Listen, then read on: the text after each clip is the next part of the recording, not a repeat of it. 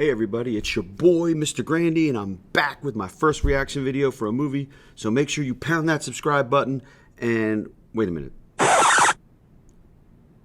I'm a grown man with an IQ over 50. I don't have to talk like that. Let me start over again. Hi students, Mr. Grandy here with my first reaction video ever. Today we're going to look at the movie Venom 2, Let There Be Carnage. Now this movie is rated PG-13 for language and carnage, I guess. Now there will be some spoilers in here, but this movie has been out for a while now, so if you were really keen on seeing it, you probably would have done it already. So I'm going to go through the basic plot, and then I will just give my opinion on what I liked and what I didn't like about the movie. So let's get to it. Okay, so here we go. Basic plot line of the movie. After the first movie, we had that after credit scene where Eddie goes in to interview Cletus Cassidy, who's a serial killer, and Cletus very clumsily delivers that line, "There's going to be carnage." So we knew this movie was going to have carnage in it, right? So the movie opens up with a flashback to when Cletus is a younger man, maybe a teenager, and he's in a home for troubled kids, and he's got a girlfriend, and she can do sonic attacks with her voice, and that's convenient, right? That's going to come up later in the movie. And her powers are kind of getting out of control, so they take her away, and he's furious, and so she's gone, and they skip ahead to the present, and Cletus is in jail, and there's some bodies that are still out there that the police haven't found yet. So they're hoping that if Eddie does another interview and publishes his story, that he'll tell them where the bodies are. I think that's what they were going for. So he goes in there, and while he's interviewing them, in his cell, there's like things on the wall, drawings, like a landscape kind of thing. So the symbiote notices this and pieces it together that this is a location, and they find the other bodies. So now they're going to execute Cletus. And so for some reason, I don't understand either. Eddie feels the need to go back for the execution because he put him there, but he didn't really put him there. You know, the guy who did all the murdering kind of put himself there. So he goes back, and they even make the case of like, don't get close or don't exchange anything with him. But he puts a recording thing on the edge of the cell to, I don't know why he's even interviewing him again, but recording it. But when he goes to get it again, Cletus grabs him and bites his hand and gets some of his blood and some of the symbiote in him. And he's like, you know, I've tasted blood and that ain't it, or whatever.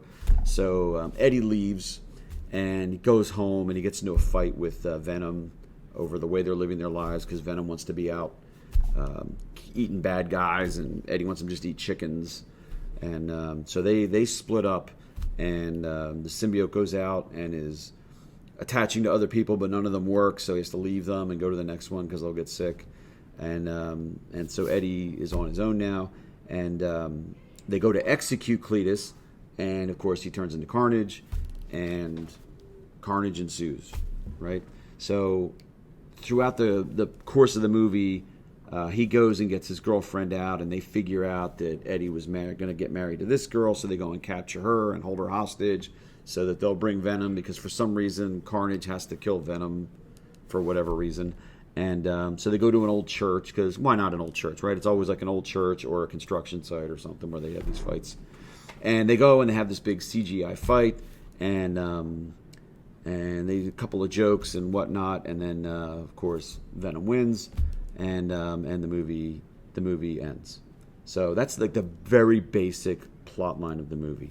Now, what did I like about the movie? Because I did enjoy the movie, but let's be realistic. My bar for enjoying movies is pretty low. I like Pacific Rim. I like Battleship. I know they're stupid movies, but if I'm entertained and I can turn my brain off and just watch things smash each other and blow things up, I'm happy, right? So I enjoy the movie. I enjoy the relationship between Venom and Eddie. It has a real Odd Couple vibe to it. And for those of you that are too young to remember the Odd Couple, ask your parents or ask your grandparents about the Odd Couple. It was a movie and a TV show that were very funny about one guy who was kind of OCD and the other guy was kind of a slob, and they have to live together, and they're always setting each other off, and that's kind of the way Eddie and Venom are. And a lot of that humor works for me. I find things funny, or I find the name of the chickens to be very funny. So I enjoy that part of their relationship, and I did like the CGI. I like the way they've brought the symbiotes to life, in the way they look and things like that, and done it in a way without Spider-Man, because Spider-Man's not a part of Venom's origin in this universe. So that I did like. What I don't like, sometimes it's very hard to hear or understand what Venom's saying. Now, this could be an age thing for me. As I get older, my hearing's not as great as it used to be. But I had a hard time sometimes understanding what Venom is saying.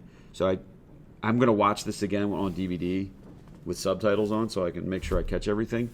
The biggest thing, though, I don't like that the characters are doing things that don't really make sense for the characters to do. I don't understand why Eddie has to go back. Like, he feels the need to go back. Why? It doesn't make any sense. You did not put him there. He put himself there. He killed all those people, whatever. He's a maniac. You don't have to go back. But if he doesn't go back, there is no movie. So, all right, he's got to go back, but it didn't make sense. His ex-fiancée calling him up and, let's meet for dinner.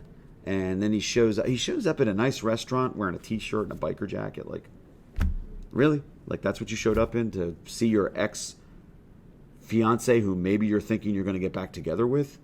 And then she, like, slaps him with the ring, and it's like, I'm getting married, and he's, like, taken aback, like, oh, wow. And then she's mad at him because he's not happy for her. Like, why would he be happy for you? And why do you need his approval for your new marriage? Like, it doesn't make any sense. But, again, she's a part of the plot, so she has to get reintroduced back into the movie again. So this is the clumsy way they did that. So that doesn't make any sense either. And just all the, like, Carnage references, like, there's going to be Carnage. All they ever wanted was Carnage. Enough. We get it. He's Carnage. Got it. Okay? Don't need to hear it again. The funny thing was, of all the little stupid quotes they pull on, at one point when he turns into Carnage, I think he says, something wicked this way comes, which some of you might remember from Macbeth. The witches say, by the pricking of my thumbs, something wicked this way comes. And it's also the title of a Ray Bradbury book, Something Wicked This Way Comes, which is about two best friends, two teenage boys that are best friends. And a carnival comes to town, and there's dark forces, and there's a real analysis of the battles between good and evil that are in all of us, which is kind of relatable to this movie. Now, maybe I'm giving the writers too much credit. Maybe they just like the sound of Something Wicked This Way Comes, and so they put that line in there. I kind of took it another step further. So if you want, go on Amazon, get yourself Ray Bradbury, Something Wicked This Way Comes. You might like that. You might like this movie when all's said and done. I give it a 6 out of 10. I was entertained. I will say it's not a very good movie. Andy Serkis as the director has some work to do on the way he does his movies. The writing is, it's questionable because the characters aren't behaving in logical fashion. And but I mean, if you want to turn your brain off and just watch things blow up and things fight each other, then maybe this is the movie for you. Anyway, have a good rest of your day, and I'll see you next time at the movies.